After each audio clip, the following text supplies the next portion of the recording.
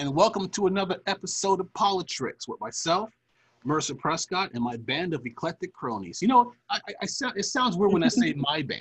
It does. It does. It does sound weird in first person. It always sounds better when Blue says it. Blue's gonna be popping in and out here. He's got allegedly, because he's got Blue's out here in these streets in a good way, helping people. So he'll be popping in and out. Odie's gonna be running the show tonight. Thank you so much, Odie. Yeah, no problem. And then Ricard's around here someplace. Hey, what's up? Yeah, so he may pop in from time to time himself. So we got a lot to talk about. So we're gonna go ahead and get started. Yeah, so guess. I want to talk about my secret girlfriend AOC, who I've been mad at lately a little bit. Not anything that she's done, like as far as her core values have always been the same. They've never changed. My concerns with AOC has basically been, we felt like she was kind of straying away from not her own progressive values, that's never changed, but trying to merge with the system, trying to be an insider instead of an outsider, and we just felt like she's not going to get stuff done that way, because that's what Pelosi wants. Pelosi doesn't want her going against the corporate Democrats. She wants her part of the system and using her powers to further their goals, which are not our goals. You understand? So that was my concern with AOC. But AOC actually, she threw me a curveball in a good way. And we'll put it like this.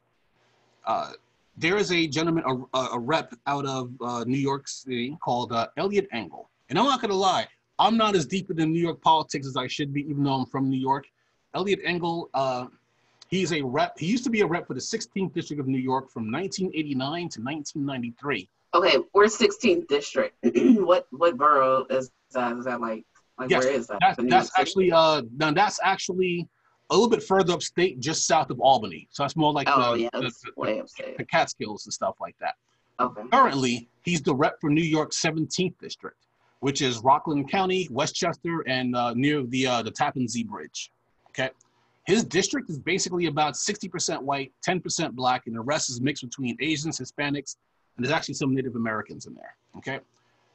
Engel has not had, he's been, like I said, he's been doing this for almost 30 years. He hasn't had an actual primary challenger in 20 years, but now he's facing up against Jamaal Bowman. So Bowman is a local educator who is looking to unseat him.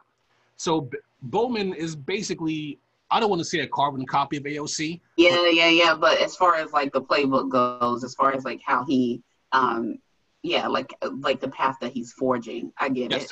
Yeah. Exactly. So Engel has become so comfortable as a corporate Democrat that he got caught on a hot mic saying something really stupid the other day. They had an event for George Floyd in New York, and Engel was on a hot mic asking to be put ahead of other speakers at the event, because he wanted to leave early, right? So when he was denied, because they were saying, we got a lot of speakers, we already got the order set. He said this twice. He said that if he wasn't being primaried, he wouldn't even be there. And the guy, and then when he said that, the guy said, "Excuse me, say that again." And then he just said it again. Yeah, if I wasn't being primaried, just double down. He doubled down. He said, if I wasn't being primaried, I wouldn't be here. The crazy part is it's weird. Like the mask really is coming off. Like mask off. If 2020 had the theme song, mask off would be it.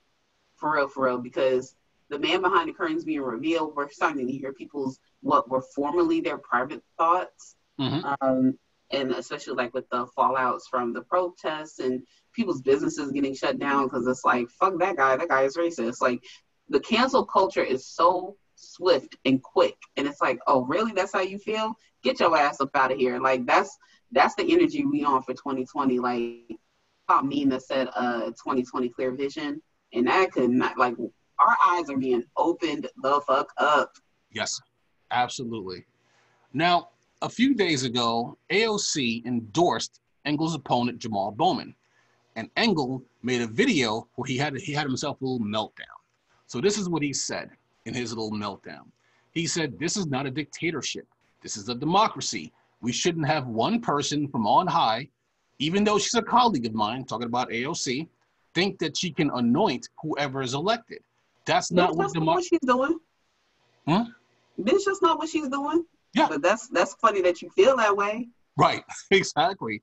He said that's not what democracy is all about. And then he goes into his whole little Fredo speech. He said, I'm tried and true. I've been there. I've worked hard. I've done things for people. I served a 2-year term, and I asked the people for a renewal of my contract. He may as well What have you done for me lately? Well, here's the thing. Donald Trump, right? Even if he lies and takes credit for other people's work or takes credit for things that he has no control over, he'll still come out and say, I did this, I did that. But he's on video, and he's basically like I've done things. You know what I mean? So, oh, hold on. Sorry about that.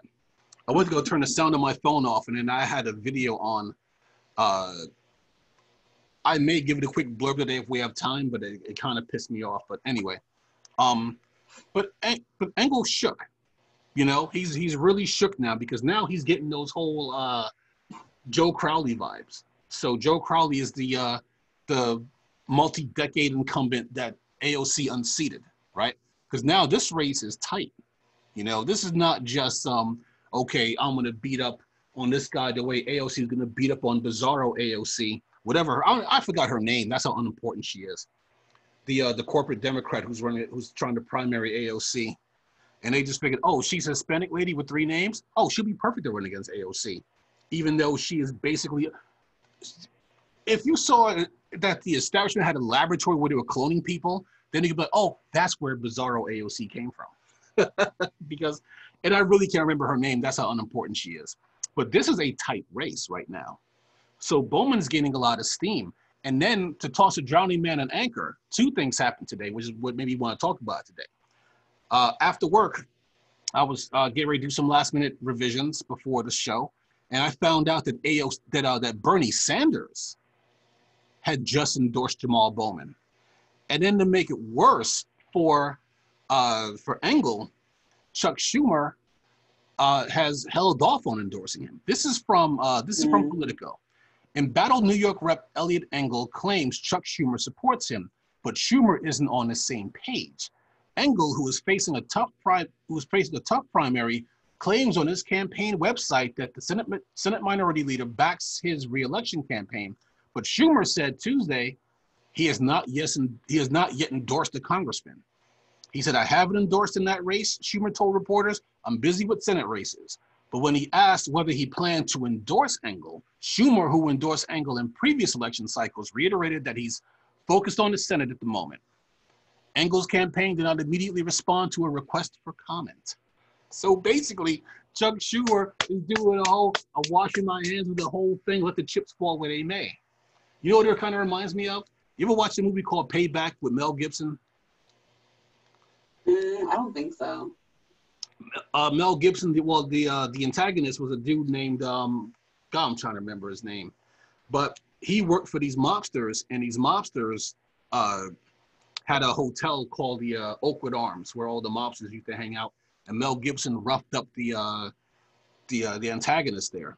So now he's talking to his boss, and his boss basically was like, look, if you can handle this on your own, you can come back. But in the meantime, you got to move out because you're bringing too much heat. But if you can handle this on your own, you can come back. That's basically what they're doing to Engel right now.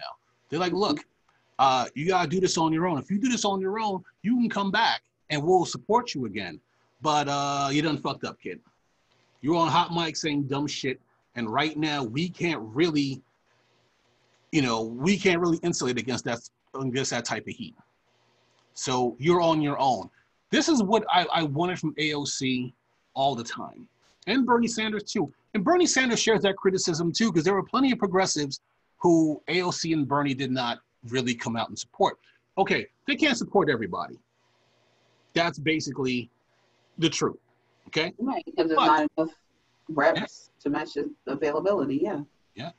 But this is somebody who's in a borough right next to AOC's, close enough. I think AOC is like 14th district or something like that, and Engel's like 16th or something like that. So they're like right next to each other. So they're colleagues. They work together. But a shitty politician is a shitty politician, and you just have to know. Like, here's my thing about primarying people in your own party, right? If you were doing things for the people, but it wasn't things that concern me, so long as somebody's being helped, I could wait my turn. So put it like this. I'm single, I don't have kids, right? So if, let's just say Engel was all about universal pre-K and free college tuition or something like that, right? That's not really helping me at the moment, but it's helping people. I can still stand by that. Hell, I'll even vote for you. But Engel ain't doing shit for nobody. That's the thing. Right. He's a corporate Democrat. So corporate Democrats only move when, when the money moves them. So that's why they're ripe for being primary. So what's the odds of this like actually panning out the way that the people need it to? 50-50.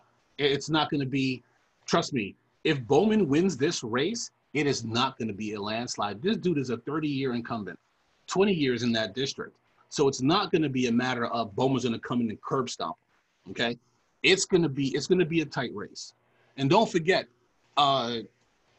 Engel is a corporate Democrat, so he has unlimited pockets. So I'd also say too, just being like you said, 16th district. If that means like upstate, that's also going to be like a different breed of New Yorker. He's 17th district. He started out 16th district, which was the Catskills, which was upstate. So what's 17th then? 17th is Westchester. So Westchester. But you know what the alternative name for Westchester is? Feel free to chime in, Ricardo. But yeah, like I have also heard Westchester referred to as Whitechester. So like I said, I feel like there's a certain element present there that doesn't want the AOC tights. Yeah. So I don't know. But it all depends though. Now, here's the thing. I have the breakdown by race. I don't have the breakdown by age. So if you were talking about older white folks, yeah, they're going to stick with Engel. Engel's 73 years old. He's going to be their guy. But if we're talking about younger voters, younger voters would probably swing more toward Bowman because he's pushing things that would help them, especially in New York. New York is a rugged place to live, man, especially if you're only making minimum wage. So even at that $15 minimum wage is still rugged. Yeah, yeah, for sure. I mean, little rat hole apartments several. Yeah, I mean, a 1-bedroom, 1 bath where you can sit on the toilet and put your leg in the bathtub, stuff like that.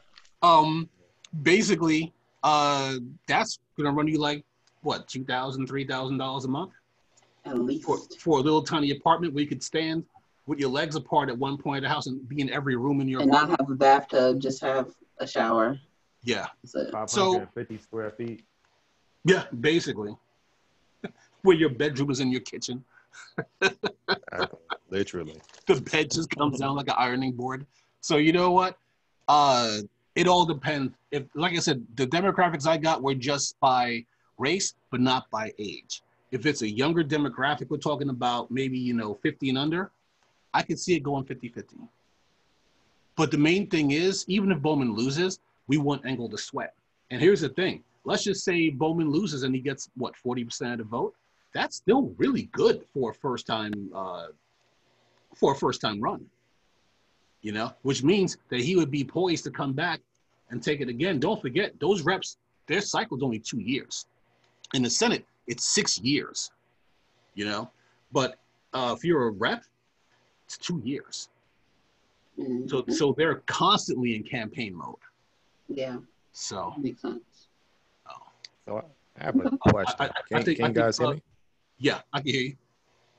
Oh, okay. Yeah, I just have a simple question. So, all right, with the candidates nowadays, of course you got Trump out there, Biden out there, and pretty much just saying whatever it is that comes to mind, So with the other candidates that are running for different positions, like, would it hurt them if they step outside of that PG realm and just pretty much just say whatever comes to mind? It all depends on who they are and where they are. Because for some, I mean, put it like this, Trump became president because he said whatever was on his mind. And it basically resonated with a certain type of people. Now, you figure there are people who don't like that about Trump, but they're only a small portion of the Republican Party. You figure if you look at any poll where they talk about Trump's job performance, and you look at Democrats versus Republicans, I love what that guy has to say. Yeah, it's like it's always at 90% or above approve of Trump's job rating. So when they talk about never Trumpers, or that's a small percentage of Republicans.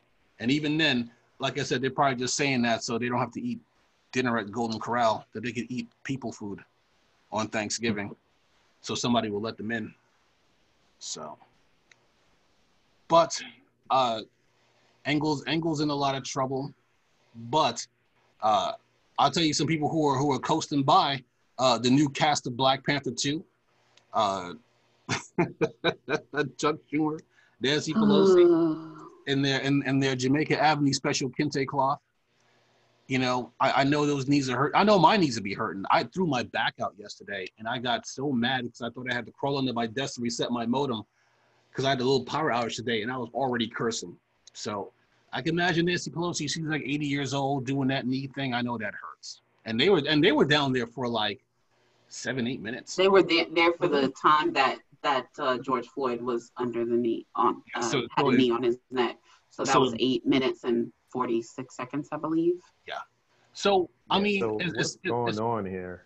I'm looking at the image. So okay, so like right before this picture was taken, so y'all know already that I did the slide because of how it's captioned. I'm 100% responsible for this slide, but yeah, right before the picture was taken, there's a video where Nancy says that they're going to have a moment of silence to remember George Floyd. Mm-hmm. But it's like the kente cloth is what's too kitschy to me. Like it's too extra. I feel like, bruh, y'all being on your knees would have already spoken to that. Like that's an American movement. That has nothing to do with Ghana, which is where kente cloth is from. I am wholly convinced that Nancy Pelosi visiting Ghana last year had something to do with this. I think they said the Congressional Black Caucus like gifted all the Democrats the kente cloth to wear. But this is just so cringy and unnecessary. Like, just do the fucking work, yo. Like, all of this showboating, all of this lip service is entirely unnecessary. Like, I'm not satisfied with the picture. That's why, like, I hate all of the Black Lives Matter painting on the ground. Like, I don't hate it. That's a strong word, but it's like, okay, but now what? Like, that's cute or whatever, but now what? Now, I will say this. The Black Lives Matter painting on the ground, the DC mayor making the street where Donald Trump... Now, that's petty. That's petty genius. Yeah. Where he did his bullshit Hitler photo op. Mm-hmm. That I liked, you know. And here's the thing. I have friends of mine who were not Black who actually went to they were at the protest. I think they were at the protest on Sunday. You know, they had peaceful protests out in Raleigh, and they were out there, you know. But I grew up with them. I already know they're down for the cause, so I'm not worried about them in that respect, you know. But it's good to see people out there, you know, shoulder to shoulder. That's the problem that Blacks and whites had coming up after slavery, is because they were at a point where they were actually coming together, right? And the people who were, you know, the elites didn't want that. So they did things to drive wedges between them, right? Because here's the thing, like for instance, with unions, my dad, I didn't even know this until a few years ago. My dad has been a 40-year union man. He had to sue to get into the union, you know? So it wasn't as easy as, oh, I'm going to apply and get into the union. He had to sue to get into the union. And it was no hard feelings because the son of the guy who he sued was at my mom's funeral. So it was no hard feelings because he was like, look, all I want is my union card. I'm not suing for pain and suffering, none of that BS. Just give me my union card and tell me where I need to be. You know? But if working class blacks and working class whites stuck together in those post-slavery days, I'm not going to say none of this would be happening. There's always going to be strife, but it wouldn't be this strife. You know, there's always something to drive people apart. And I think these protests are a good way to start bringing people together and let them know, put it like this, that old man that they shoved down in Buffalo, he wasn't black. A lot of those protesters who were getting beat up by the police on the street, that bike courier that like 4 cops beat up on, he wasn't black. You know? So it's basically, we're all in this together. And I think that it's hard to say, but this whole kente cloth thing is unnecessary. Like if they were just kneeling, I'd have been fine with that. I would have taken, hell, you know what I would have taken even over this? I would have taken like pins that just said BLM on them, like little custom pins that they could have put right above or below the American flag. Boom. That's like, you know what I mean? Like that shows like who you rep without having to compromise your dress code or whatever. Because I mean, maybe like a Black Lives Matter t-shirt might have been too much, but this is all for show. And that's why I don't appreciate it. Like you're insulting my intelligence. Like I'm not supposed to see this for what it is. Now, I will say one thing. I listen to, there's a few pundits who I listen to. One of them is Rational National. He's out of Canada. So at least the Democrats did something. You understand? So they tried to unveil some stuff, and I'll probably talk more about it on Saturday because I probably want to break it down. And some of these things, if they had been implemented before, would have helped. Like one of them is a registry for cops so that bad cops can't just be transferred to other stations. You know, remember the cop who shot Tamir Rice, the last police station he worked at, they were like, he is not fit to hold the badge and gun. He found another job in another police station. And what was that? His first couple of days on the job, he kills Tamir Rice. So yeah, and then oh boy, Chauvin, he had 18 former complaints. So yeah, it should be if you are habitually complained against for being too damn rough, then bitch, you don't deserve your job. Basically. Exactly. Yeah, so I'm with that. All right, yeah, I look forward to talking more about that on Saturday. But you're saying with that registry, you're saying that they're being transferred. Their job is they're not losing so their job. It's gonna be one big database though, so it tracks all of that. Now, I wouldn't say that they were transferred, right? Let me clarify that part of it. I may have misspoke on that. It's not that they're saying, okay, you're a shitty cop. We're just going to send you someplace else like you're a priest being sent over to Nova Scotia because you rape little boys. It's basically they were fired, and then when they get hired someplace else, they don't have any record of, oh yeah, you were at this other police station, you washed out because you're psychologically unfit. They're just like, oh, you want to be a cop? Here's a badge and a gun. I mean, for some police departments, that's why they want to make that registry. Because put it like this. It's just like if you get arrested in North Carolina for drunk driving, if you go to, California and you get another DUI there, they're not going to necessarily connect the dots that you got arrested for DUI in North Carolina. They're going to be like, oh, well, as far as this state's concerned, you got an arrest for a DUI. You see what I'm saying? There's not, unless it's a federal crime, all the dots don't connect. Yeah. Put it like this. I can't get a haircut with a straight razor in this town because you have to be licensed to use a straight razor, right? To be a hairdresser or a stylist, you need to be licensed. And in some states, it takes more schooling, training, more training to be a hairstylist. Not taking nothing away from being a hairstylist. I mean, ask Tina Turner why she always has to wear those wigs. She lost all her hair because they did that. What do they call that, Odie? I think it was a perm. Yeah, they burnished it out. And she lost her hair over it. I think it was stress, but go ahead. Nah, it was when she was real young. She was real young before she was even fucking with Ike like that. But I also saw like a meme that somebody was saying like, get the fuck out of here. Like I have to go to law school for, 4 years to interpret the law, but I guess 6 or 4 to 6 years, whatever. But you can only go but you can be a cop in 6 months and you have to enforce it. Like that shit don't even make sense right there. Like if you start doing 4-year programs, I bet you'll cut down on a lot of the fuckery. Yeah.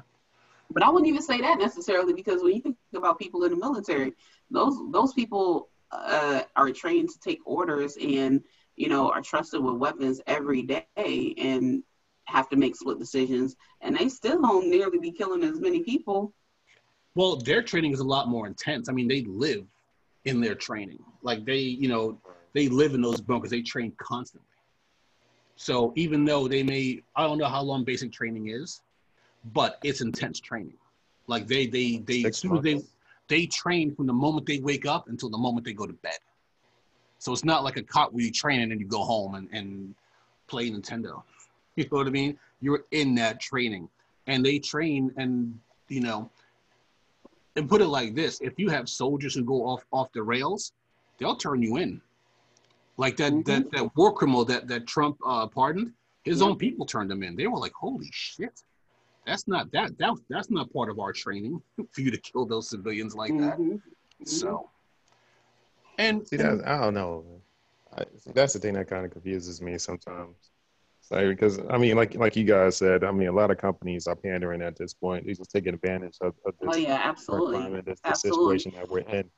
And I feel like this is just simple. Like the cops just need to be reprimanded for this particular issue right here. I mean, of course, there's many more stuff that needs to be done, but just for this particular issue, I just feel like it's just simple. Well, my community, like that football player. Yeah, like that football player. He said, "Oh, he's gonna kneel now." Well, motherfucker, why you ain't kneel before? You know what I mean? Right. Well, we gonna get to that, but we also know too, like it's a lot easier to jump on a bandwagon when you're supported and you know everybody's on the same page. But my community, with my sisters in tech, like we already peeped game because we was like, oh, so like now y'all want to talk about we're in this together, but can I see pictures of who's on your executive board? Oh, okay. Like you still ain't got nobody at C-suite level that's black? Oh, okay. That's how we know you're full of shit. Yeah, I like that sisters in tech shit. I want to meet some of them ladies. Yeah, baby. I love me some black nerds now. Lord. Now you see why I protect that group so fiercely. Jesus Christ. All right. On to the next. Now, but before we jump in, and you can leave it here, but talk about Trump, right? What we mentioned before about how there's no real never Trumpers, there's only a small percentage of people. We mentioned before about Trump's photo op, right? They basically gassed peaceful protesters to clear from the area so Trump could take a photo op because he had earned the nickname Bunker Boy because he hid in the bunker. When the protesters were pretty much at the gates of the White House, they put him in the bunker and they turned the lights off, right? So when they did that, Trump's pride was hurt, so he felt he had to come out and make a photo op. So there's a church not too far from the White House, and they literally gassed peaceful protests because they weren't doing anything to anybody. They were just, they were just protesting.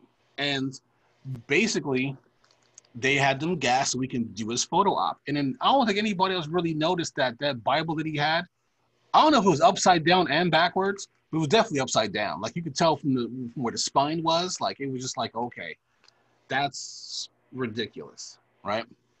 I feel like one of the protesters, I mean, not protesters, one of the journalists asked if that was his Bible. And he said, it's a Bible. Yes. I was like, huh? You couldn't, like, what? You lie all the time. Like, you decided to tell the truth that it wasn't your Bible. Then whose Bible is it? Why are you just holding? Oh, man. Somebody had a meme about that picture of Trump, and then the meme said, if you take a porn star to a motel, they give you a free Bible. But they caught a whole bunch of GOP senators and reps, right? I think it was senators because Mitt Romney was there. And as they were walking by, the journalists were asking them, hey, was it wrong of Trump to have the protesters gassed? And they all basically just walked away, and they were just like, they were either like no comment, or they just walked by, and they were like, Mitt Romney was like, well, I don't really know the situation, and stuff like that. Like they wouldn't just come out and just say, it's such a simple question to answer. It's like Ghostbusters, where it was like, if someone asks if you're a god, you say yes. You know what I mean? It's like this. It's like if somebody asks you if gassing innocent people is wrong, the answer is yes. It's not that hard. It's 2 + 2.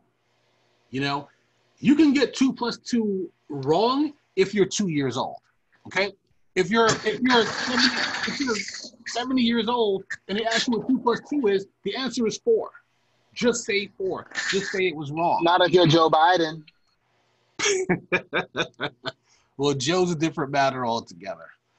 But I mean, Trump will never admit when it's wrong, and it's people who back him, the same ones who backed him on the impeachment, they will never come out and say they're wrong because half of them agree with him and the other half are terrified of him.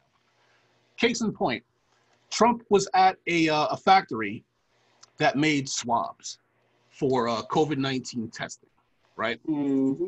Now, Trump is basically, now see that picture with Trump with the swab in his hand? That's basically how Trump was the entire time. No mask, no gloves, no protective gear. And there was actually another picture, and I should have sent that to you guys, where he had like a whole bunch of swabs in his hand. Though the reason why those people dress like that is because those swabs have to be sterile.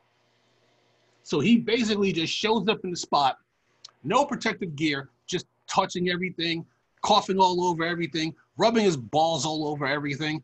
They had to throw all that stuff out. So all those swabs they made that day, and they made less because of Trump's visit. But whatever they made, they had to discard it. You know what's funny about this picture to me? It's just like how he looks like he's picking his teeth. He doesn't know what to do with it. He looks like he's using it as a toothpick. Yeah. For those that are curious about what's happening in the photo, if you're just listening and not actually watching this on YouTube, yeah, it's this fool.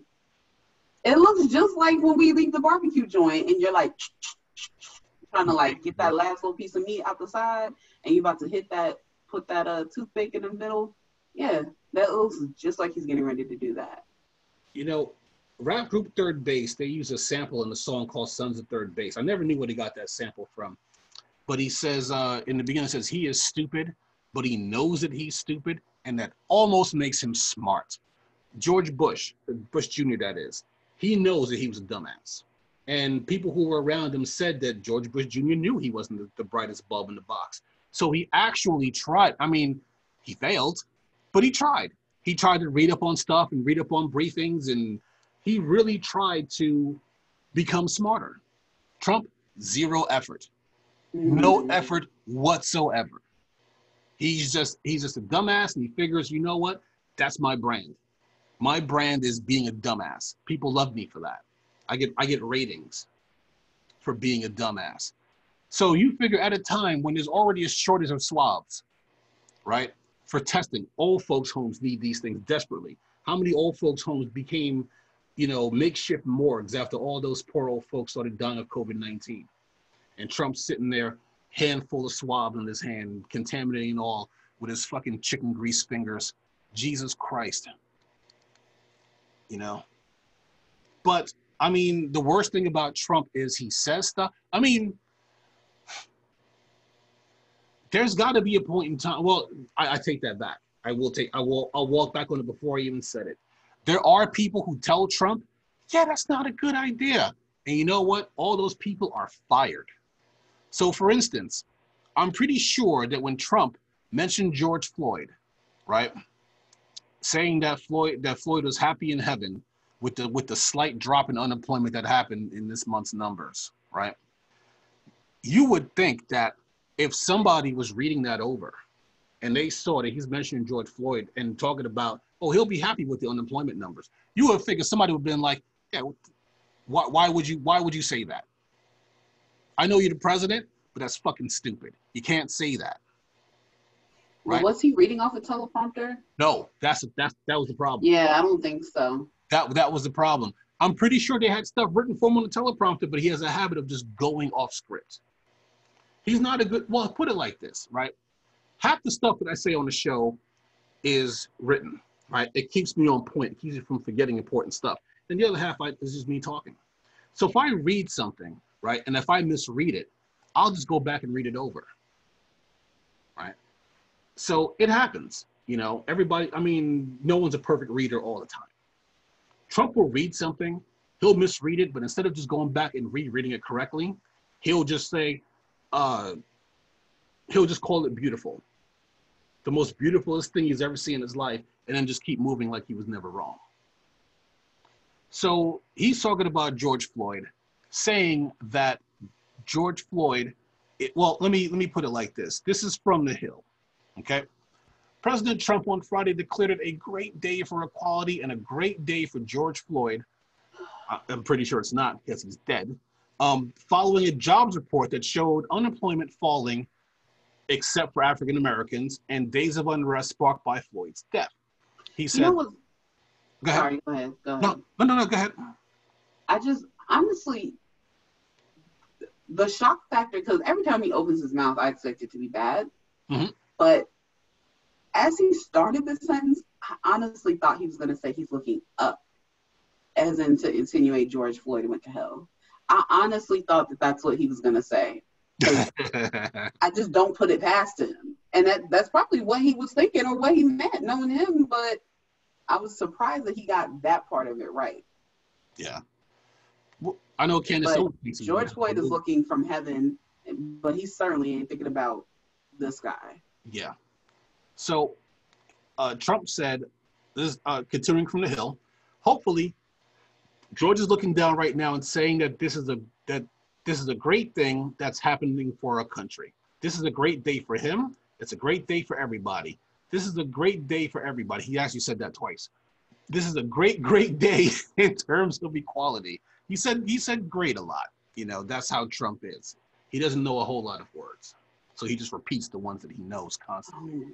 Trump touted a better than expected job report, which showed unemployment at 13.3% in May, after hitting a post-World War II high of 14.7% the previous month. Economists had predicted the jobless rate in May would rise as high as 19%, as many states remained at least partially locked down to slow the spread of coronavirus.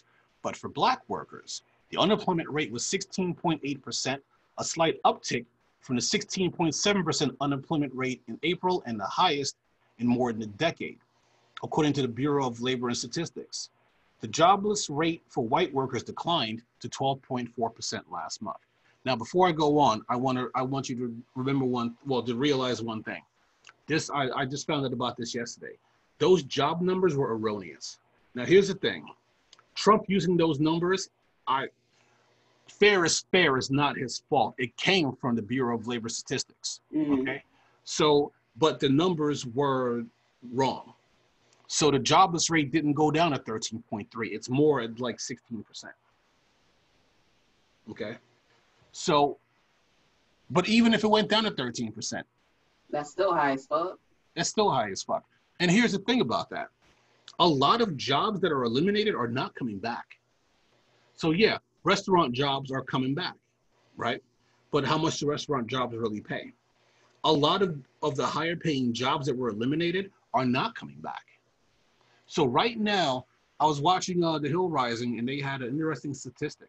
So right now, at this point in time, we have as many jobs now as we had in the year 2000, which means that all job gains that we've made over the last 20 years, gone. Wow. So, yeah, and then who's taking the biggest acid bath? Millennials. So basically from Generation X up, over the last, God, I don't know, 10 years, they've lost a significant portion of wealth. Talk about more for the working class. I mean, the billionaires are fine. They're always going to be fine. We're talking about the working class. They've lost a significant amount of wealth. So Trump just needs anything to cling to just say that he's doing a good job. He's failure. Like I always say, Trump is living proof that if you throw enough money at failure, you can create the illusion of success.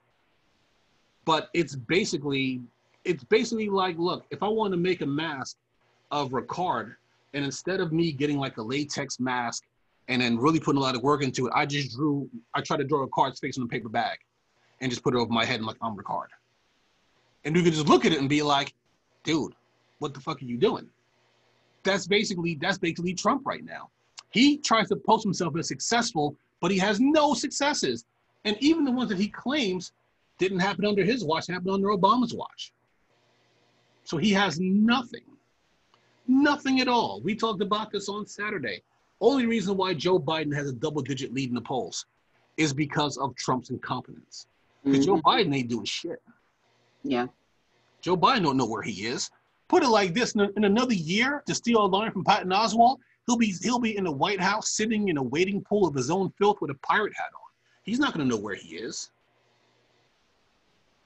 But Trump is such an incompetent that somebody who's doing nothing is opening up a double-digit lead. The lead that Joe Biden has is the biggest lead that any presidential candidate has ever had on an incumbent in as far as polls go.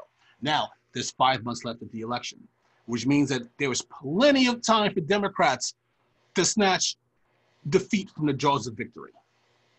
Okay? They have plenty of time to fuck this up. You know why? Because that's what Hillary did. Hillary had a big lead on Trump, and she blew it. Yeah, it was basically like the tortoise and the hare. Yeah. It was like the tortoise and the hare. Just like, oh, okay, we can coast now because there's no way people are going to be that dumb. Yeah. To vote for the tortoise, but the tortoise got voted for. The tortoise is in there. Beat the hare to the finish line. Exactly. Lead. Oh, Candace. Without you, I'd have one less suspension from Twitter. I try not to say ugly things about Candace because I don't want to throw people off and make them think I'm some sort of like, some type of horrible person. But I mean, it's just so hard not to wish bad things on her, And it is always, Candace always, she doesn't miss the point because she's stupid. Let's just get that part out of the way. She's not dumb, okay? She just says dumb things because she gets paid to, which makes her evil. If you say all these horrible things just to get a paycheck, you are an evil person. Mm-hmm. That's basically with no morals, no scruples about yourself. Yeah. I don't want to spend too much time on Candace, but I will say this, okay? With Candace, and we went over what she said on Saturday show. We sure did. But I did want to go over one thing. She was on the Blaze, and I will say this: for any of you listening, ask your conservative friends if they listen to the Blaze, and I guarantee you they'll say no. No one listens to the Blaze. The Blaze is still in business because conservative billionaires pay them to stay in business because they spread the message that they want to be spread. And it's bad enough that, what's his name? Jesus Christ. Glenn Beck. Glenn Beck right now looks like Colonel Sanders if someone dipped his face in one of his own deep fat fryers. So he's got like this white hair now, and he's got like this puffy pink face. Looks like he has perpetual sunburn. He looks terrible. He really does. But he had Candace Owens on the show recently, and then Candace Owens did a video where she was ragging on George Floyd and talking about his criminal record and all this other stuff, and saying that Black people are the only ones who, and another reason why I want to talk about Candace today is because she kind of spilled the tea on this, right? She basically said, in a way, out loud, what I've always suspected about Black Republicans, right? About Black conservatives. She was basically saying that Black people are the only ones who take the lowest common denominator and make heroes out of them, right? I don't know what to say about that. And what she did was she went back and she talked about successful African Americans, right? She talked about I don't think she mentioned Tim Scott. Tim Scott is the only Black Republican congressman in Congress. They ought to just put him in like a Mylar bag, like a comic, and just put him away, because they're not going to get any more. He's like the #1 issue of Superman. Like, they're not making any more. Just yeah. So, but she mentioned she mentioned someone else, but she definitely mentioned the neurosurgeon guy. Jesus Christ. Ben Carson. Ben Carson. So she talked about how Ben Carson was, neurosurgeon and all of his accomplishments, and basically routing up all these successful Black conservatives. She mentioned Kanye West and everything, and talking about how, we consider them to be coons. It's not because they're successful. Okay. You being a coon or Uncle Tom, or in Candace's case, a bedwench, has nothing to do with your level of success. Okay. We don't thumb our nose down at success. We thumb our nose down at sellouts. And being a sellout doesn't mean, like, for instance, in music, we throw that word around a lot. Like, we would call MC Hammer a sellout, even though MC Hammer would probably have your whole family killed. He's just not, and he wasn't. Like, he was putting Black people to work. Yeah. And that's the thing too. But my thing is, like, no matter how you look at it, people always want to remember people the way they weren't. Like, death makes people forget. And we think about, like, even what's my man name? Muhammad Ali. All these, like, white people mourned Muhammad Ali, but he was not, like, he was definitely calling them honkies to their face in his day, and he wasn't with the shit. Like, he called out injustices that he saw, and he spoke out about Vietnam. Like, he was like, fuck that, I'm not going to fight there. And but when he died, it was like a whole different story. Yeah. I'm like, the same thing with MLK. Like, when people try to invoke, like, peace, talking about through his name, like, I'm like, but y'all niggas killed him. What are you talking about? You was calling his wife and, like, making nasty calls to his wife and threatening his kids. Like, what the fuck are y'all talking about? Yeah. This nigga was peaceful as hell, marching through Selma and everywhere else in the South, and y'all put the hoses and dongs on him. What are y'all talking about? Peaceful shit don't work. Like, fuck whatever y'all talking about. Like, yeah, my blood about to boil. Let me be quiet. But I mean, but look at it. But look at it like this, right? If someone like George Floyd dies, right? We're not touting him to be a hero because he did all these great things. I mean, the man had his problems, as we all do, as do a lot of people in this country. No one is free from their demons. If your demon is not drugs or something like that, maybe you like to eat too much. Maybe you like to spend all your money on Chinese hookers. I know that's a very specific thing, but that's not anyone I know. I got that from the movie. But it's basically everyone's got their thing. It's not about the life that he lived. It's about the life that was taken away. Okay, the life that was taken away needlessly. There was no need for him to die. Let's just say, for instance, that he did. When I was assistant manager at a record store years ago, and some dude on drugs tried to pass us a fake $100 bill. You know what happened to him? They arrested him. That's it. And I went to court, he was alive. They didn't take him out back and kill him because it's not an offense that needs to be, that he needs to be killed for. They showed video saying that George Floyd wasn't even resisting arrest. So there was no real reason for. Somebody had a post on, one of those point counterpoint things, and some white chick with blonde hair, and of course, and she was saying, well, have you ever thought that if you don't commit crimes, the cops won't mess with you? Something to that effect. And then somebody else put as an answer to that, Breonna Taylor was sleeping.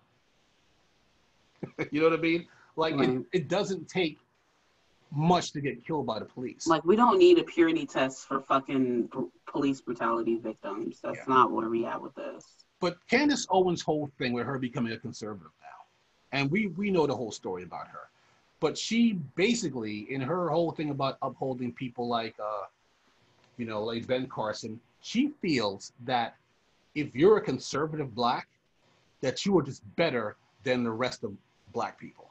Like, what are these people? What are these trolls, right? These white trolls that are on Facebook and Twitter. What do they always say? They always say, well, why you always get mad at people like Candace Owens when they become conservatives? Y'all just mad because y'all stuck on the plantation. You know what I mean? Like we're just a bunch of just field slaves. Yeah, well, she gets to have sex with Massa. All she wants, that white boy that don't nobody want, and she calls her husband. She can have sex with him. She can have him. I didn't know she was married. Mm. Oh, it's not that I didn't know she was married. I just never cared to look it up. Don't hate, Odie. That's a sexy man right there.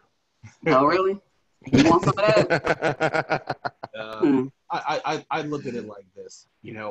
The whole point. I mean, and when she was talking about that, I'm like, now I get it. Like, I always knew it, but she was basically just admitting it. Like, if you're a black conservative, you're just better than other black people, right? So all the rest of us are just out in the field, cotton thorns in our palms, just singing songs, getting whipped, and she's in the house, Sure, she gets raped all the time, but that's fine. She's not out there picking cotton, right? So.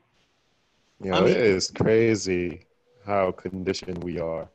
I was telling somebody about this show about you ever so Punked by Ashton Kutcher?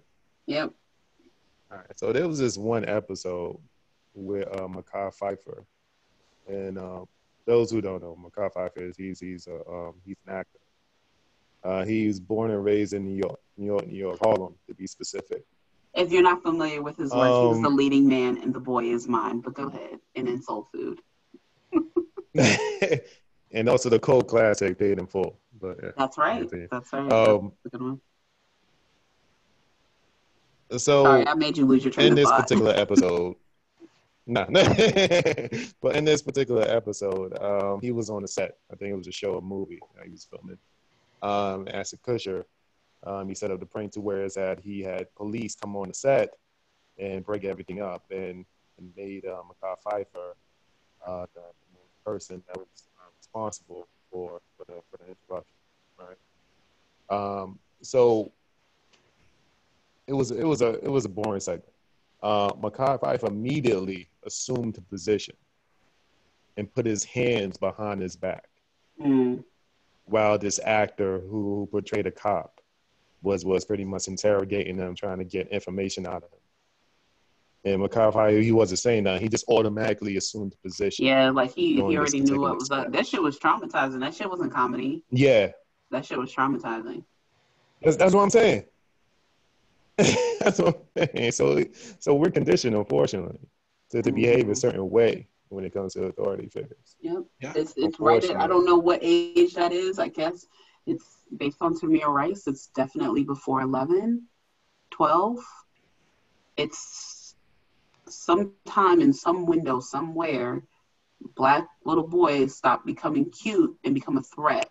I don't know what that magic number is, but I would imagine it's based on the evidence. It's probably somewhere around 10. Yeah. I'll put it like this, right? You had Michael Mira. Michael Mira is the, I don't know if he runs the union, or what he is, but he's, from, they had him listed as New York police boss. And he was, he had a press conference today. He was going off on the media. And he's basically like, stop treating us like animals and thugs and start treating us with some respect. Now, this is the boss of the cops telling the media, because he said that the media is vilifying the police. Let me explain something to you about the police, right? All the videos that we saw over the last, 2 weeks of cops, of cops just tear gassing. Now, and there's one thing I didn't get a chance to look up. about tear gas. Supposedly they said tear gas is illegal to use in war, but New York cops don't seem to run out of it. They always have tear gas, you know, but in a war, it's illegal to use tear gas, you know. Now, I still need to back that up. I saw it on a meme. I don't know how true it is, but it wouldn't surprise me. Now, he's out there talking about how he's proud to be a cop and stuff like that, and I responded to it, and I was like, Michael Mira can eat my ass, basically. Because basically, we're not afraid of cops because cops are out there in scary clown costumes jumping out from behind dark alleys. We're afraid of cops because cops kill people and get away with it. I think as long as we just start telling them the same dumb shit that they tell us, stop doing things to be perceived as vilified, and the media will stop covering it. The same way y'all try to tell us stop doing illegal shit, and you all of a sudden won't abuse us anymore. Get the fuck out of here. Maybe stop shooting 12-year-old kids with toy guns, and maybe we'll give you some respect. How about that? The man on the screen is one of the greatest running backs of all time, Adrian Peterson. I forgot to look up where he was on the all-time running list. You know? It don't matter. He's cute, though. Yeah, he's coming toward the end of his career. He's been doing this for, what, 10, 12 years now, Ricard? Well, I keep getting you're more of a basketball person. You're not an I'm more basketball. I'm not in football like that. Yeah. But right now he's playing for the Redskins, and he did mention that when the NFL season starts, he will be kneeling during the national anthem. Now, you can take it how you want to. I take it like this, you know? I know some people are not happy about that.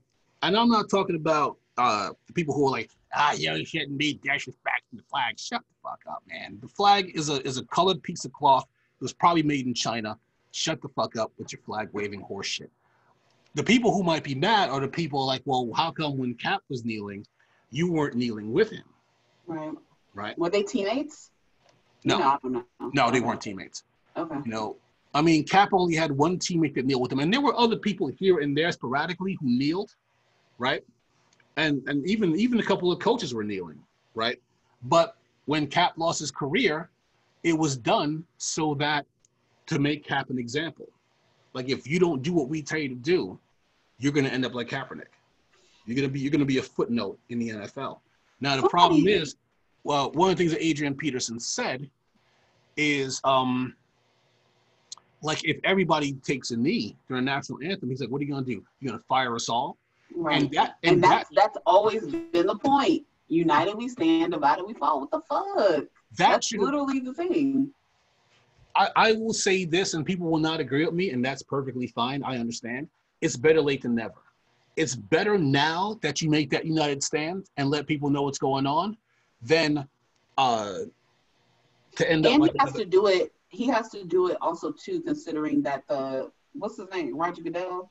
I don't know what his title is because y'all know I don't follow football. He's the commissioner.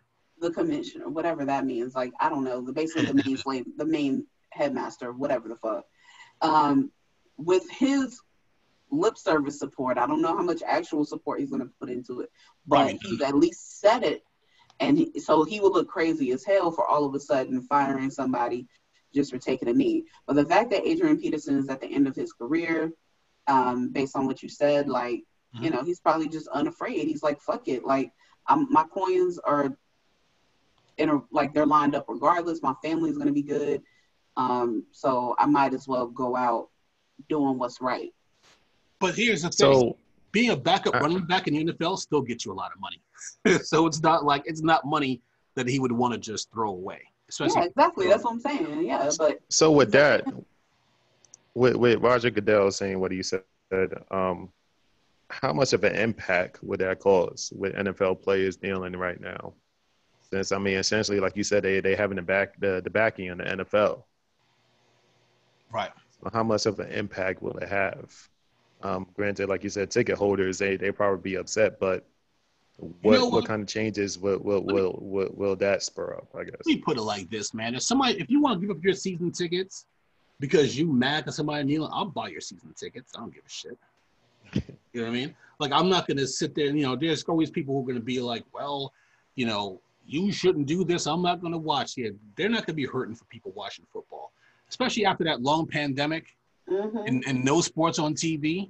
Yeah, no one's going to be hurting. You know, they're not going to be hurting for ratings. You know, I mean, Donald Trump can just basically bitch all he wants to about it and all that other. No one gives a shit about what Donald Trump has to say these days. I mean, they do, but they don't. They do when put it like this: when he dog whistles his racist buddies to start going after protesters, then we care about what he says. When he starts talking about race and race relations, no one gives a shit about what Donald Trump has to say because they know none of it is true, right? So, will there be some effect on it? Yeah, there will be. I'm not going to say it's not going to be no effect, because there are going to be people who have their right to protest, but you're on the wrong side of history. So the reason why that's going to be perfectly fine as well, like him kneeling, is because, you know, people are short-sighted and their memories don't work as long as they should. And so what will happen is people will be like, by the time the quote-unquote dust settles and people are on to the next news story, them kneeling again will reinvigorate why Cap started kneeling in the first place and refocus, I think, the attention. So I'm with it. Like, I'm not mad at him. Like, how can you be mad at this is my question. If you're for kneeling, like, how can you be mad at this? Yeah. And when the NFL starts up again? If they start on time, it'll be just after Labor Day. Gotcha. But I don't know if they're going to start on time this year. We'll have to see what goes on. I know we talked about AOC earlier, and I do want to give up a couple of tweets that she made earlier. Actually, I think it was earlier today. So she says, the grassroots. We need major investments in healthcare, housing, and public education.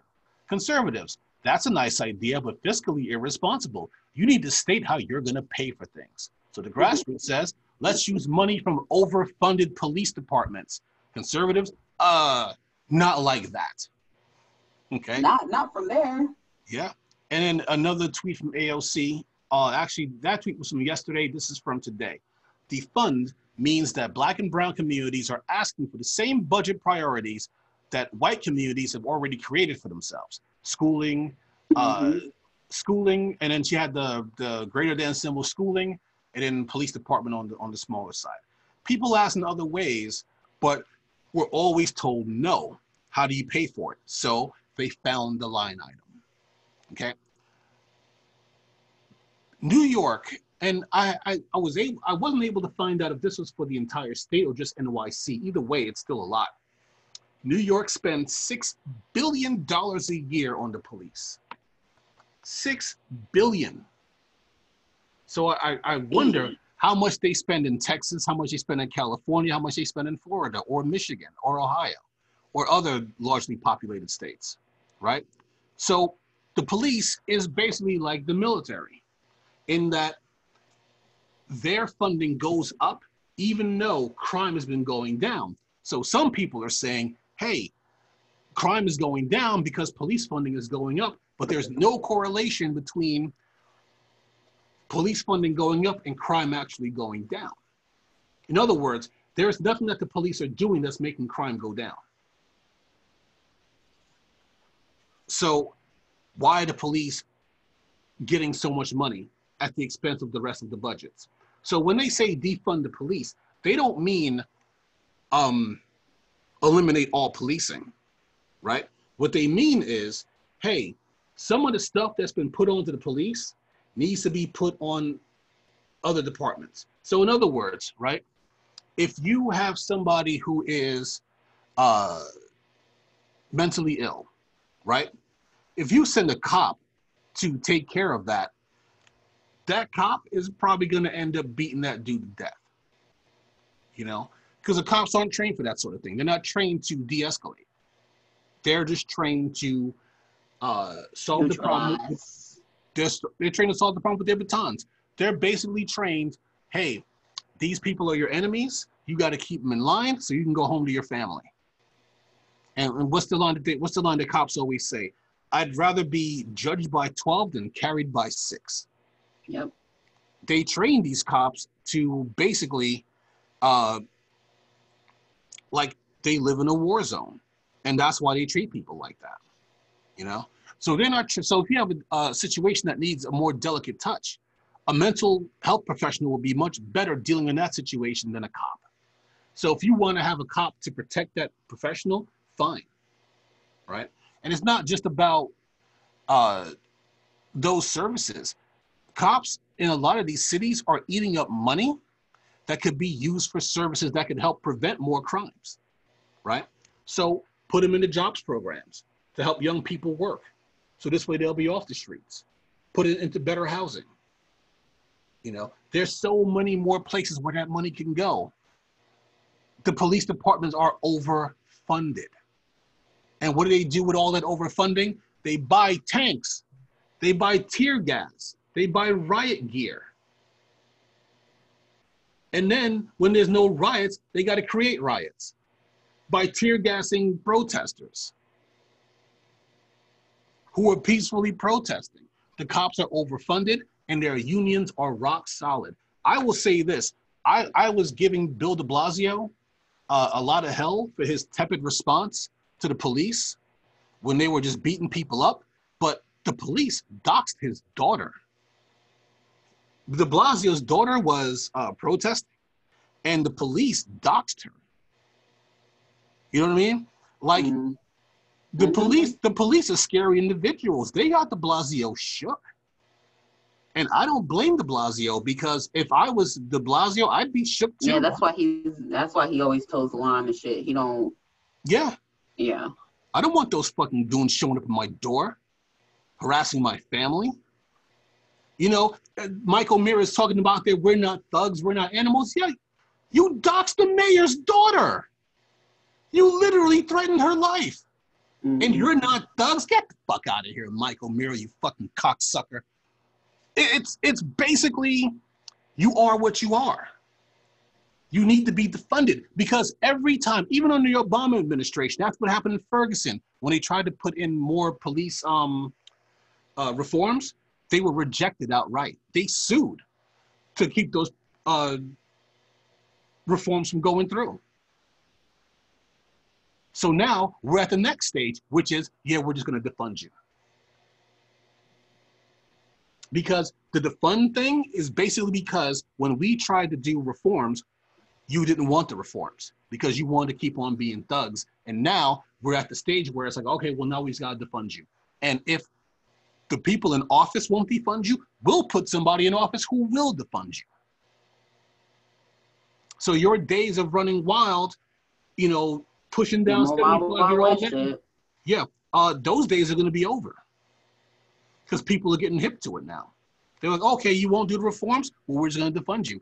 That's why the healthcare system is they're panicking now, because Obama gave them Obamacare, which is basically just, here, healthcare industry, we'll just force people to take your healthcare. And if you shave a little bit of money off of that, we'll pay the rest. And they still wanted more. So now we're at the point where it's like, well, we want Medicare for all. So all you healthcare companies can go straight to hell. And then hell, all the people who used to work for you, fuck it. We'll hire them for work for the government. Now they're panicking. So if they had just played ball before, they'd have been fine. But no, they got too greedy. Same thing with the cops. They keep demanding more and more money to buy more and more tanks, more and more tear gas, and then they just kill more and more people. So now, what do you say defund the police? They're like, oh, what? We're not supposed to have cops no more? Personally, I'd be okay with it. I mean, taking the law into your own hands right now is safer than calling the cops. There's been a few stories where the cops got called on to a crime scene and ended up shooting a homeowner. So it's not that far-fetched. It's almost safer to take the law into your own hands. I mean, to become a vigilante like Charles Bronson. Because it's safer than actually calling the cops. I will say this about Death Wish. The guy who wrote Death Wish wrote it as more of a cautionary tale against vigilantism. And the Cannon films were just like, yeah, we're going to turn Charles Bronson to a superhero where he's going to blow up the Bronx and then just walk down the street and walk away like nothing ever happened. Death Wish 3 is one of the most unintentionally funny movies I've ever seen in my life. I've never seen Death Wish 3. Watch it when you get a chance. I might need to watch it. I mean, don't get me wrong. It's absolutely ridiculous. I'm sure it is. I'm sure it is, but that's fine. I'll smoke before I watch it. It'll make it that much more entertaining. Yeah, definitely. Yeah, it's a funny film. Outside of that one scene, it's a funny film. All right. Well, on that note, if you haven't already, please subscribe to the Urban Breakdown podcast. Zeke. And we are available on all streaming platforms, apparently except iHeartRadio. We are also on YouTube, hence why we have a slideshow to follow along to as you listen. And you can also, if you're off the grid for some reason, listen by flip phone or home phone by calling in to 857-385-7045. I have actually got to test that out because I'm really curious as to how that works. Do I get like a library of episodes and then like press 1 for this episode? Like, how the fuck does that work? Yeah, but that's who we are. Thanks for joining us, everybody. We'll see you Saturday for our regular Urban Breakdown show where we talk a little bit more about, as well as POLI-TRICKS. In addition to that, we'll talk about all of the trending topics and hot topics and all that ratchet shit with our friends, I guess. Yeah. All right. Well, thanks so much for your time, guys. We'll see you next time. All righty.